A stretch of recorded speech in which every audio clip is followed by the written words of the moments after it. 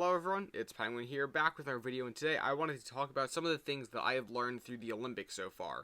So if you guys don't know, the Nitro Type Olympics are currently going on, and I am a staff member who helps out with the Olympics.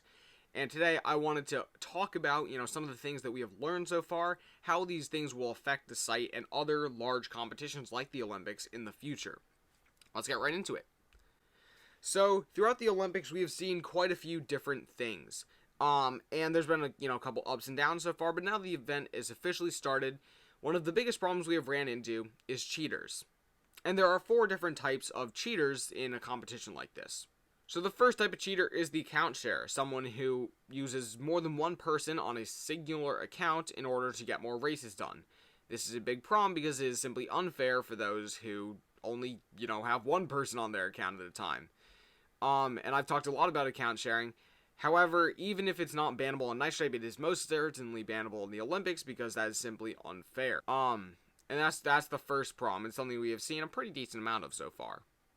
The second problem is sandbagging, where people lower their speed in order to get a better accuracy or to get more races done. This is also very common because it is used by basically every grinder on this site, and you see it all the time in competitive Nitro Type. And it's happened a lot during the Olympics where people are simply slowing down in order to get more races done, in order to get a better accuracy.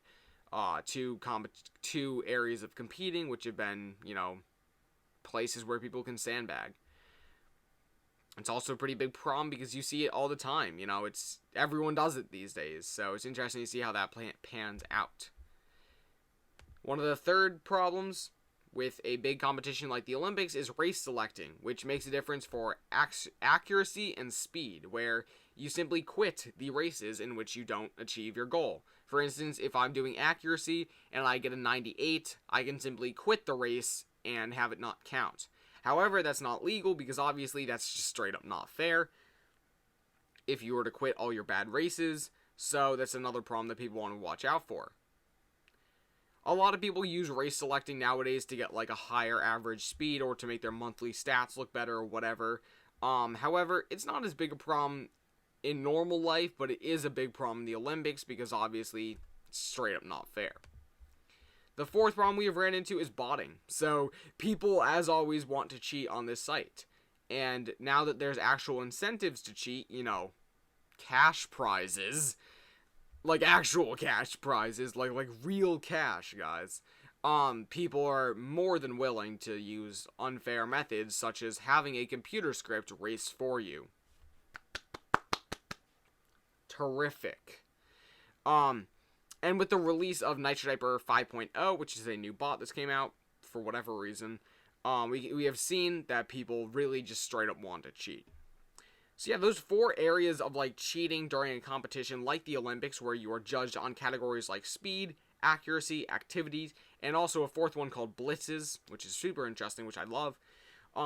Cheating is a very big problem and part of it. So if you guys are going to be hosting, a competition in the future that isn't a straight up head-to-head, watch out, because people have shown that they want to account share and want to cheat and want to race select and sandbag and use all of these unfair methods to win. I'm not saying that every person cheats or uses unfair methods. However, we have seen a lot of people cheating, which is great. Really, really love it, guys. Love this community.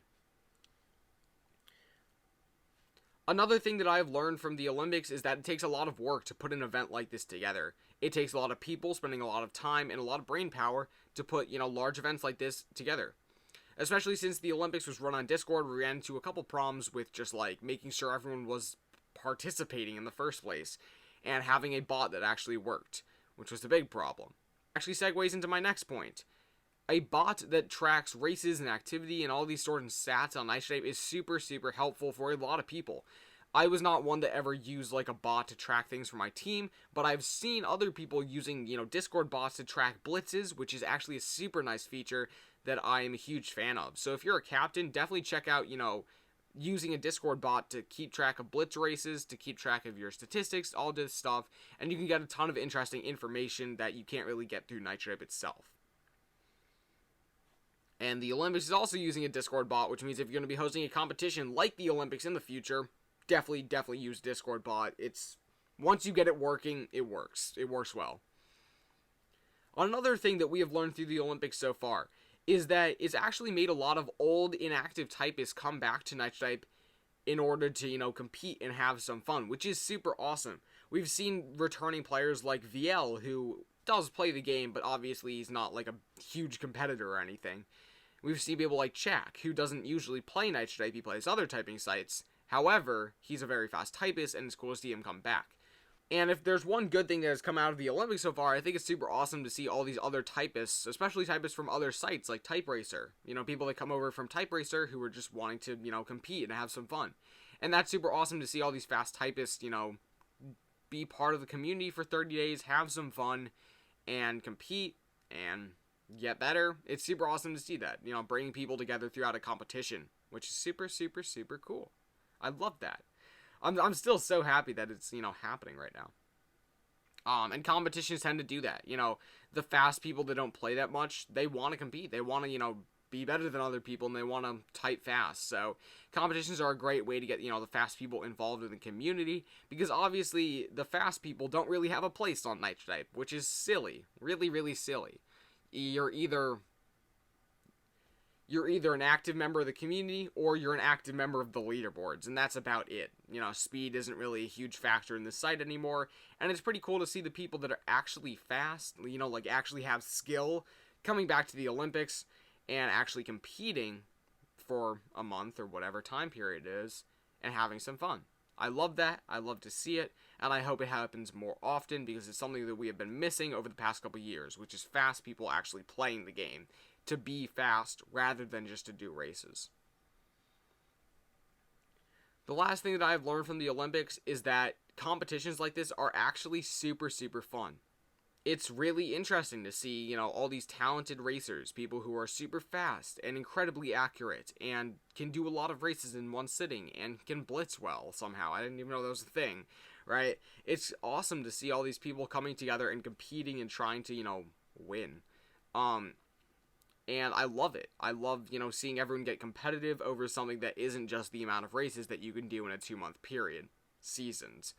However, it's been amazing to see all these people, come together, have some fun, and try to win the Olympics. Which is why I personally love competitions like this. I did a speed competition last year with the help of Jisoo. I know Tendons has been doing his Nitro Type Live stuff, which is super awesome. I love that. And obviously, there's the Olympics. And it kind of shows that people are kind of bored of Nitro Type grinding, right? The second someone announces a large event, people are like, oh my god, yes! Events! Woohoo! Competitions! Awesome! Right? And that's awesome to see. I love that so much, where people can, finally take a break from grinding and actually focus on other things, like speed. Whoa. Imagine that, trying to get fast on Nitro Type. What? What are we in, 2012? Oh, God. And that's amazing. That's really just incredible to see that. And I think that it also shows that we should be doing competitions like this more often. The amount of support that we have seen from the Olympics and from Tendon's competition, even though it's not, super large or anything, it's still getting tons of support and still getting tons of people hyped up and having some fun and competing. Even though I lost yesterday. Kind of sad. Either way, even though I lost, I still had a great time. And that's something that is great to see. Because even when people aren't winning in something, they're still having fun. That's amazing. I love that. So all in all, the Olympics has been a pretty positive event so far. It's highlighted some, issues like account sharing, sandbagging, race selecting, cheating, obviously. But it's also pointing out some really cool things, like people getting competitive and actually having fun and trying to improve, and that's all amazing stuff. And it's also shown that putting on large events is hard, but when you do finally succeed in putting on that large event and having some fun, people like it. People certainly enjoy it, and that's amazing.